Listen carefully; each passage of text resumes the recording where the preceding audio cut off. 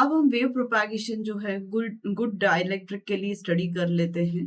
तो good dielectric के लिए सिग्मा बहुत छोटा होता है ओमेगा एप्सिलॉन से, या फिर इसे हम लिख सकते हैं sigma upon omega epsilon very very small than 1।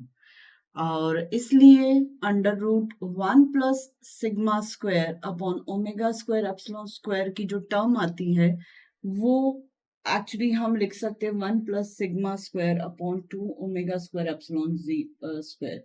ये आप सोचेंगे कैसे हुआ, तो ये पॉसिबल है बायनोमियल एक्सपेंशन के थ्रू या बायनोमियल थ्योरम के through.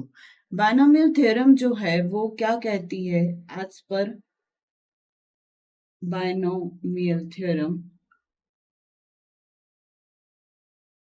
1 plus x to the power n जो होता है उसे 1 plus n x plus n minus 1 upon 2 factorial x square plus n into N minus 1 n minus 2 upon 3 factorial x cube and so on. ऐसे expansion से हम in terms को handle कर सकते हैं जिनकी पावर्स बहुत फ्रैक्शनल होती है। तो इस तरीके से अगर हम अल्फा फाइंड आउट करने जाएं तो alpha is equal to omega under root mu epsilon upon 2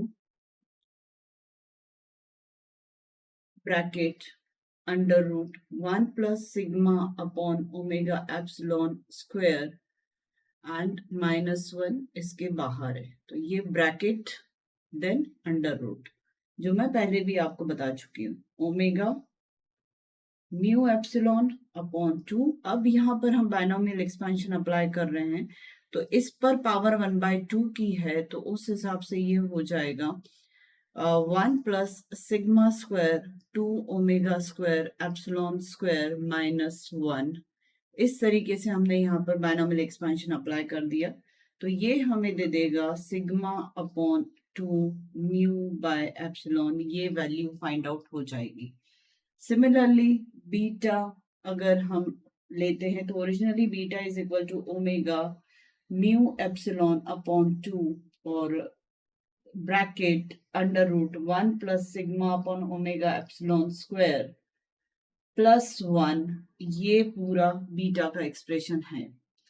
जिसे हम अगर सॉल्व करें तो ओमेगा बायनोमियल एक्सपेंशन अप्लाई करने के बाद mu epsilon upon 2 1 plus sigma square upon 2 omega square epsilon square plus 1, ये एक्सपेंशन हो जाएगा।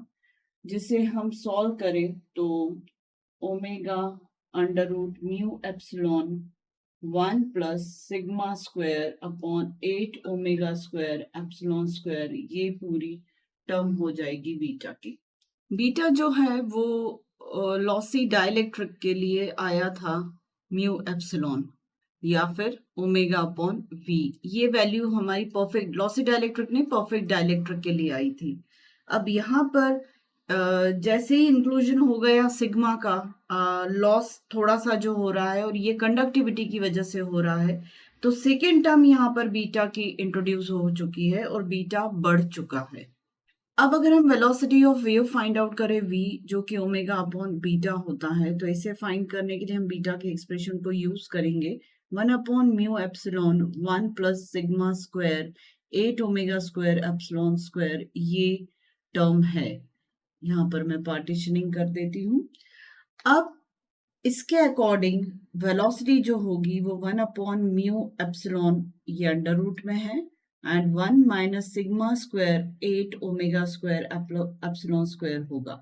यहाँ पर भी हमने बायनोमियल एक्सपेंशन अप्लाई किया है। इस टर्म को जब ऊपर ले जाएंगे डिनोमिनेटर को तो टू द पावर -1 आएगी, फिर बायनोमियल एक्सपेंशन से ओपन करेंगे तो मिडिल इस सेकेंड टर्म के आगे माइनस साइन आ जाएगा। सिमिलरली हम इंट्रिंसिक इम्पिडेंस भी फाइंड कर सकते हैं जो कि होगा under root mu upon epsilon 1 plus 1 upon 1 plus sigma plus J omega epsilon, ये इंट्रिंसिक इम्पिडेंस होगा।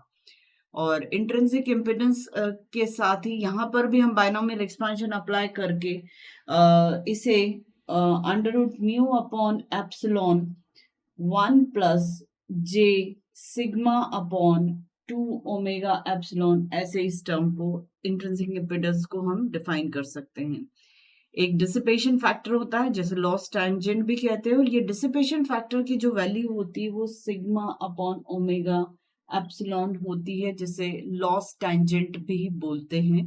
तो आगे आने वाले दूसरे मीडियम के लिए जहां पर वेव प्रोपैगेशन हम समझेंगे, वहां पर इसका वहां भी यूज होगा।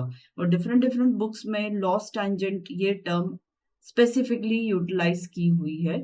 तो ये पूरा वेव प्रोपैगेशन हमने समझा डाइलेक्ट्रिक के लिए। So this is the complete. अब इसके बाद हम कंडक्टर के लिए समझेंगे।